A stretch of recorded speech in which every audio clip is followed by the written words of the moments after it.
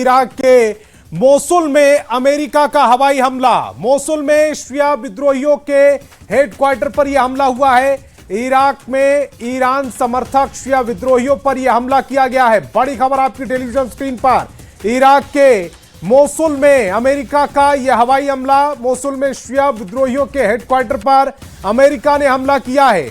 Iraq में Iran समर्थक शिया विद्रोही थे जिन पर यह हमला किया गया है। तस्वीरें आपकी टेलीविजन स्क्रीन पर। अमेरिका एक बार फिर हमले करता हुआ इराक पर शिया मुसलमानों पर यह बड़ा हमला।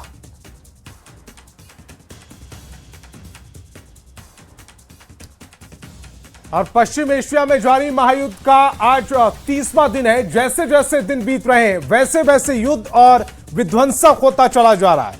युद्ध में हूथी की एंट्री ने इजराइल और अमेरिका की टेंशन को बढ़ा दिया। हूथी विद्रोहियों ने इजराइल पर मिसाइलें दागकर अपने मंसूबे साफ कर दिए, जिसके बीच अमेरिका ने बड़ा फैसला लेते हुए अपने युद्धपोत यूएसएस त्रिपोली को पश्चिम एशिया में तैनात कर दिया है। वहीं ट्रंप ने पहली बार माना है कि अमेरिकी युद्धपोत यूएसएस जेराल्ड का ईरान ने घेर कर शिकार किया था।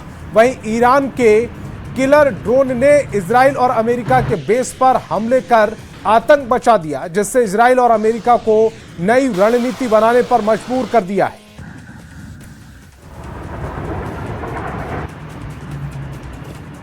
और ईरान युद्ध में ऐसा लग रहा है कि आर पार की जंग चल रही है। इजराइल ने जहां ईरान के परमाणु ठिकानों पर हमला किया, तो वहीं दूसरी तरफ ईरान ने अमेरिका और इजराइल की नींद उड़ा दी है। खबर है कि ईरान ने न सिर्फ अमेरिका बल्कि इजराइल के ठिकानों को बुरी तरह से तबाह किया है।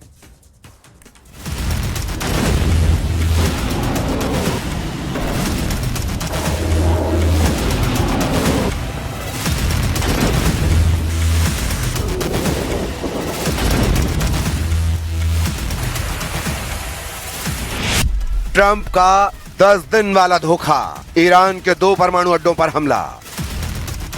1 महीने से चल रहा ईरान युद्ध अमेरिका और इजराइल के लिए नासूर बनता जा रहा है। हालात ये हो गए हैं जहां ईरान बुरी तरह से अमेरिका और इजराइल के हमलों में तबाह हो रहा है, तो वहीं दूसरी तरफ पश्चिमी एशिया यानी खाड़ी देशों में मौजूद अमेरिकी ठिकानों पर ईरान दनादन मिसाइलें और ड्रोन दाग रहा है। सबसे लेटेस्ट खबरें इसलिए भी चौंकाने वाली हैं कि इजराइल ने ईरान के 2 परमाणु ठिकानों पर भयंकर बमबारी की है। इधर ईरान ने भी इजराइल के सबसे महत्वपूर्ण एटमी ठिकाने डिमोना की तरफ कई दर्जन बैलिस्टिक मिसाइलें दागी हैं। आज हालात ये हैं, जो इजराइल खुलेआम बेधड़क ईरान, हूथी और हिजबुल्लाह पर हमला कर रहा था, आज उस इजराइल के तेल अवीव, हाइफा, स्वेद जैसे करीब 10 शहरों में ईरानी हमलों से हुई तबाही के जिंदा सबूत साफ साफ दिखाई दे रहे हैं। सबसे चौंकाने वाली बात तो यह है कि ईरान युद्ध में पहली बार यमन के हूथी लड़ाकों ने इजराइल पर भीषण मिसाइल हमले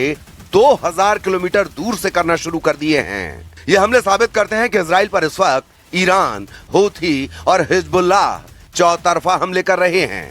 इजराइल के तेल अवीव, डिमोना, वेस्ट बैंक के इलाकों पर ईरानी हमलों ने हाहाकार मचा रखा है। और ये हमले ऐसे वक्त ईरान कर रहा है जब राष्ट्रपति ट्रंप ने अपनी तरफ से अगले 10 दिन तक ईरान के तेल ठिकानों पर हमला न करने का ऐलान किया है। ऐसा में सवाल उठता है कि अगर अमेरिका और इजराइल के हिसाब से ईरान बुरी तरह से हार चुका है, तो फिर अमेरिका 10 दिन ईरान के तेल ठिकानों पर हमला करने से क्यों बच रहा है? और क्यों अमेरिका दूसरी तरफ 10,000 अमेरिकी लड़ाकों के साथ स्ट्रेट ऑफ होर्मुज और खार्ग द्वीप पर कब्जा करने का प्लान बना रहा है? हम शुरुआत करते हैं उस खबर से जहां ईरान के परमाणु ठिकानों पर भीषण हमला हुआ है। ईरान के 2 परमाणु अड्डों पर हमला, एटमी अड्डे डिमोना में ईरान का पलटवार।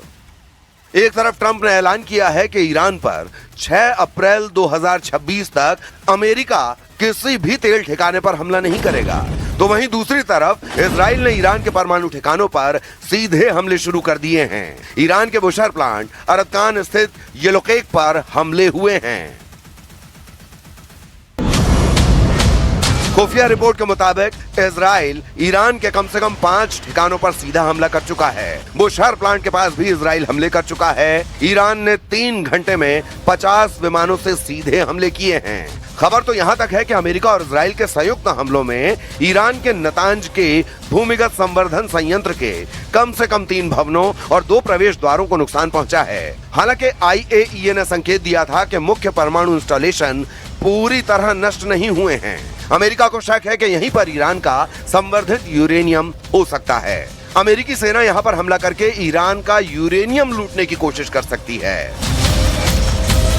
Department of War has consistently outlined we are on or ahead of schedule in that operation and expect to conclude it at the appropriate time here in a matter of weeks, not months, and the progress is going very well. Obviously, we have some work to do. We have to finish the job. In missile attacks की वजह से जोरदार missile attack हुए, जोरदार धमाके हुए और आसमान में हम देख पाए कि ये क्लस्टर बम इर्द गिर्द बिखर रहे थे। और अब यहाँ पे आप देख सकते हैं इस वक्त क्या हालात हैं। ये गिवा टाइम एरिया है इसराइल का, ये टेल अवीव के आउटस्कर्ट्स में है और यहाँ पर ही ये जोरदार धमाका हुआ और ये बताया जा रहा है कि ये क्लस्टर बम यहाँ पे गिरा है क्योंकि लगातार ईरान की तरफ से क्लस्टर बम दागे जा रहे हैं इसराइल पर। तो ये आप देख सकते हैं यहाँ पे क्या हाल हुआ है। अभी ये पूरा एरिया जो है यहाँ पे इसको अब बंद किया जा रहा है, लेकिन मैं दिखाने की कोशिश करूंगा कि यहाँ पे किस तरीके की तबाही हुई है। पिकैक्स माउंटेन नतांज के मुख्य संयंत्र पर हमलों के बाद ईरान ने कुह-ए-कोलंग गज यानी पिकैक्स माउंटेन के नीचे एक नया बेहद गहरा भूमिगत संयंत्र तैयार किया है। ये पहाड़ों में इतना गहरा है कि सामान्य हवाई हमले इसे भेद नहीं सकते। फोर्दो ये साइट पहले से ही पहाड़ के अंदर है। खुफिया जानकारी बताती है कि यहाँ भी संवर्धित सामग्री का गुप्त स्टॉक हो सकता है। पश्चिम की खुफिया एजेंसियां CIA और मोसाद को संदेह है कि ईरान ने जाग्रोस पहाड़ों में कुछ ऐसे गुप्त मिसाइल सिटीज और गोदाम बनाए हैं जिनकी जानकारी IAEA को नहीं है। ईरान के पास मौजूदा समय में 60% संवर्धित यूरेनियम 460 किलोग्राम बताया जा रहा है, जो 90% तक परिष्कृत आसानी से हो जाएगा, जिससे ईरान 10 से 11 परमाणु बम बना सकता है। खुफिया रिपोर्ट्स का दावा है कि ईरान को इस स्टॉक से एक बम के लिए पर्याप्त हथियार ग्रेड सामग्री बनाने में मात्र कुछ दिन से 1 सप्ताह का समय लगेगा। ताजा खुफिया जानकारी और ऑपरेशन एपिक फ्यूरी के संकेतों के मुताबिक अमेरिका और इजराइल ने अपनी रणनीति में महत्वपूर्ण बदलाव किए हैं। वर्तमान में सैन्य कार्रवाई का मुख्य ध्यान हवाई प्रभुत्व पर है, लेकिन जमीनी हमले एक तरह से शुरू हो चुके हैं। CIA और मोसाद की रिपोर्ट के अनुसार जमीनी कार्रवाई को हरी झंडी मिल चुकी है। अमेरिकी नौसेना ने ईरान की नौसेना को काफी हद तक पंगु बना दिया है। जमीनी हमले का पहला चरण होर्मुज, जल डमरू मध्य और बंदर अब्बास बंदरगाह पर नियंत्रण करना हो सकता है, ताकि ईरान की तेल आपूर्ति और सैन्य आवाजाही पूरी तरह से रोकी जा सके। यही वजह है कि ईरान के 7 तेल ठिकाने, जिसमें रिफाइनरी, तेल डिपो और पाइपलाइन थी, उन्हें अमेरिका और इजराइल ने मिलकर तबाह और बर्बाद कर दिया है। अब देखना होगा ईरान के परमाणु अड्डों से अमेरिकी स्पेशल फोर्स कैसे यूरेनियम को और परमाणु सामग्री को हासिल करती है। फिलहाल ईरान ने इजराइल के परमाणु ठिकानों पर तेजी से पलटवार शुरू कर दिया है।